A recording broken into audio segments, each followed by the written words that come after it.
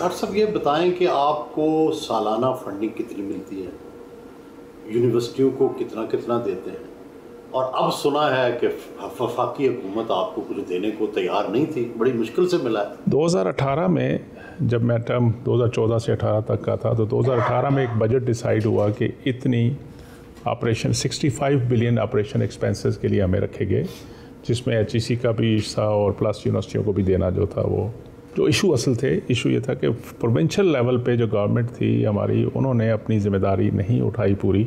सिंध तो दे रहा है। सिंध ने बहुत अच्छा, जो हमारे चीफ मिनिस्टर साहब इस वक्त हैं, पिछले दौर में भी जब उनकी गवर्नमेंट थी, उन्होंने पिछले चंद सालों में बहुत अपनी फंडिंग यूनिवर्सिटी की बढ़ाई है। इस फाइनेंशियल ईयर में वो 26 से ज़्यादा बिलियन रुपया अपनी तरफ से दे रहे हैं यूनिवर्सिटियों के। पंजाब कितना दे रहा है? बताया जा रहा है कि कुछ 4 से 6 बिलियन के दरमियान होता है, लेकिन वो उनकी एडमिनिस्ट्रेटिव सेटअप में ज़्यादा इस्तेमाल हो जाता है, या बेल आउट किसी वक्त किसी को ज़रूरत है कुछ छोटी बहुत रिसर्च में ग्रांट। लेकिन रियल सेंस में जो मतलब यूनिवर्सिटियों को क्रॉस बोर्ड होना चाहिए, वहाँ पे प्रेशर है। KP में बहुत इशू है। इसके अलावा बलूचिस्तान में एक 1.5 बिलियन पिछले साल दे रहे थे, इस फाइनेंशियल ईयर में हमने 2.5 कराया था। अभी मैं उनको जाके ख़ुद चीफ मिनिस्टर साहब और गवर्नर साहब और मिनिस्टर और सब के साथ मिल के कुछ उनको कन्विंस करके आया हूँ कि जी फंडिंग बढ़ाएं। तो ये हमारा 65 बिलियन कैप है 2017-18 का। इस दौरान खाली एक छोटा सा इंडिकेशन के लिए देखा जाए कि जो खाली सैलरी बढ़ती है ना, हर बजट में कभी 10% इंक्रीज़ होगी, 15% होगी, इन सालों का इकट्ठा कर ले तो 135% सिर्फ सैलरी का इम्पैक्ट आ चुका है।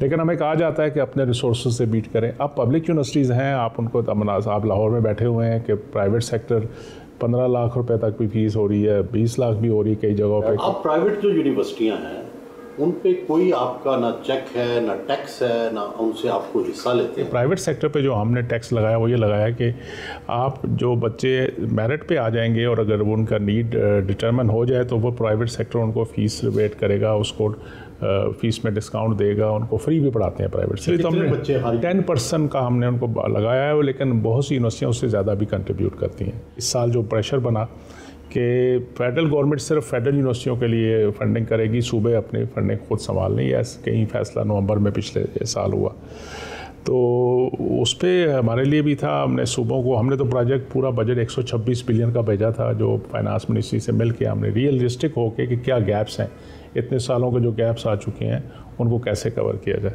तो 126 बिलियन की रिक्वायरमेंट थी, तो हमें 25 अरब रुपये उन्होंने कहा, और कहा जी कि सिर्फ फेडरल यूनिवर्सिटियों को दें या सेंटर ऑफ एक्सीलेंस जो फेडरल लेवल पे बने हुए हैं। तो उस पर हमने भी कंसर्न शो किया। फिर सारे वाइस चांसलर इकट्ठे हो गए, बाकी फैकल्टी स्टाफ, आप लोगों ने, मीडिया ने बड़ा अच्छा रोल प्ले किया। तो I approach honourable prime minister साहब, मैंने उनको भी लेटर लिखा, मिनिस्टर फाइनेंस को भी लिखा, सबको अप्रोच किया, प्लानिंग कमीशन में, सब जगह, और इवन चीफ मिनिस्टर साहबान को भी मैंने लेटर लिखा जी कि ये मसला है। तो थैंक्स टू प्राइम मिनिस्टर साहब के उन्होंने अभी वो जो इस फाइनेंशियल ईयर का है 65 बिलियन, उसी पे उनको उन्होंने रिवर्ट करवा दिया है। हायर एजुकेशन कमीशन से बड़ी लोगों को शिकायतें हैं। एक शिकायत तो ये है कि वो अपनी जो असनाद हैं, जो सर्टिफिकेट्स हैं, वो आपके लिए आपके पास आते हैं कि आप सर्टिफाई कर दें, उनके ऊपर मोहर लगा दें, वो कई महीने लग जाते हैं। ये ऐसा क्यों? इसमें हकीकत भी है और थोड़ा सा इसमें मसला भी है। हकीकत ये है ना सर कि हमारी कौम, हमने पता नहीं क्या बात है, हम बार बार बच्चों को कहते हैं कि भाई जब आप ग्रेजुएशन करते हैं तो अपनी डिग्रियाँ आराम से रूटीन में टेस्ट करवा लें। और अब तो हमने हर चीज़ ऑनलाइन कर दी हुई है कि फ़िज़िकल आने की भी ज़रूरत नहीं है, आप ऑनलाइन करेंगे, सब कुछ हो जाता है, बाहर बैठे हुए फिर भी हो जाता है। इशू ये है कि जब एडमिशन सीज़न शुरू होता है, जब कोई बाहर की अपॉर्चुनिटी निकलती है, तो पूरी कौम को याद आ जाता है कि हमने डिग्रियाँ टेस्ट करानी। तो फिर हमारी भी एक कैपेसिटी है, अगर दिन में 5-5 हज़ार एप्लीकेशन आएंगी, उसमें खाली स्टैम्प लगाना नहीं है, you have to go through every detail का। हम माशाल्लाह हमारे आपने देखा था किसी दौर में कैसे कैसे केसेस आए थे कि जाली डिग्रियाँ हैं, ये हैं, वो अभी भी होता है चीज़। नहीं तो ऐसी सूरत में आप क्या करते हैं? कुछ भी नहीं कर सकते, जुल्म है।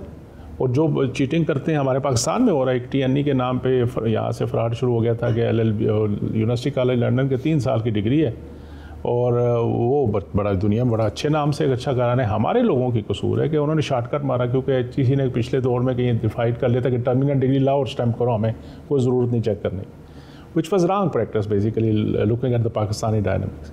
तो उसमें मसाइल आते हैं। अभी भी हम एक्सपीडाइट भी करते हैं, हमने 24 आवर सर्विसेज अब शिफ्ट कर दी हैं, वीकेंड पे भी लोग होते हैं, तो अब बैकलॉग इतना नहीं है, इतना टाइम लगता नहीं है। हायर एजुकेशन कमीशन के क़याम के बाद इस बात पे किस हद तक कामयाबी हुई है कि हमारी यूनिवर्सिटियां भी इंटरनेशनल रैंकिंग में आ जाएं? देखें, अच्छी खबर ये है कि हम कहीं भी रैंकिंग में नहीं आते थे। अब कम से कम 30-32 यूनिवर्सिटियाँ हमारी एशिया की रैंकिंग में, QS रैंकिंग में टॉप चलें 100 में नहीं तो 500 में आती हैं। एशिया में 100 में भी टॉप में आती हैं। और अभी जो आने वाले दिनों पे बैंक हांगकांग में एक हो रही है, उसमें मुझे बताया गया जो जिस टाइम मैगजीन वालों जिन्होंने किया है STGP के बेस पे असेसमेंट की है पूरी दुनिया की यूनिवर्सिटियों को, उन्होंने हमें बताया कि आपके लिए कुछ सरप्राइजेज़ हैं। हमारी पाकिस्तानी यूनिवर्सिटियों ने दुनिया को आगे लीड किया उसमें। ब्यूरोक्रेट्स खास कर ये कहते हैं कि वाइस चांसलर भी एक बहुत बड़ा डिक्टेटर हमने बना दिया और वो ग्रेड 21 ग्रेड 22 तक प्रमोशनें करता है, ग्रेड 17 के बंदे डायरेक्ट रख लेता है, जबकि किसी ब्यूरोक्रेट को पब्लिक सर्विस कमीशन के अलावा इख्तियार नहीं है। तो इस पे आप क्या कहते हैं? सर, मेरी गुजारिश हर एक से होगी, इंक्लूडिंग माई एकेडमिया, के अपने काम पे फोकस कर लेना। दूसरों की टो में लगे रहेंगे तो सारे एक दूसरे से लड़ते रहेंगे, और यही हमारा अलमिया है। मैं हमेशा बड़ी ओपनली कन्वोकेशन में जाता हूँ, सोहेल साहब, मैं जिससे बाल कटवाता हूँ ना, वो उसको बाल काटने नहीं आते, हर काम आता है। वो ये भी कह रहा होता है कि सियासत में मोदी साहब ने ये किया, फलाने ने ये किया, पाकिस्तान के क्रिकेटर के बाबर को आती है कि नहीं आती, शॉट गलत मारी है, लेकिन वो ये नहीं कहता उसको अपने बाल काटने नहीं आते। अगर हम अपने अपने काम पे फोकस कर लेना, अपनी जिम्मेदारियाँ समझ जाएँ, तो हमारे बहुत से मसले काम हो जाएंगे। 22 ग्रेड वो बाई चॉइस है ना, उसने उस प्रोफेशन को अडॉप्ट किया, वरना तो ज़्यादा पावर तो ब्यूरोक्रेट्स के पास है। तो अगर तो 22 ग्रेड में चला गया या वो हायर कर सकता है तो कानून ने उसको इजाज़त दी है तो ठीक दिया, करना चाहिए। उसमें कोई मसला है तो उसको चैलेंज करना चाहिए। क्या हम ऐसा करें कि हमारे बैरून मुल्क जाने वाले बच्चे पाकिस्तान वापस आकर खिदमत करें? Very good question. पाकिस्तान में क्यों बंदे बाहर जाते हैं? जब आप उसको फेयर चांस नहीं देंगे, जब उसके इकोसिस्टम आप नहीं डेवलप करके देंगे, एक दूसरे की टांगें खींचते, बाहर क्यों लोग खुशी से जाते हैं कि वहाँ एक सिस्टम होता है। वो ये नहीं देखते हैं कि आपकी कौन सी बरादरी से हो, वो देखते हैं ये बंदा काम क्या कर सकता है, क्या मेरिट है, उसको उसके मुताबिक आपको कंपनसेट भी किया जाता है, आपको अपॉर्चुनिटी दी जाती है।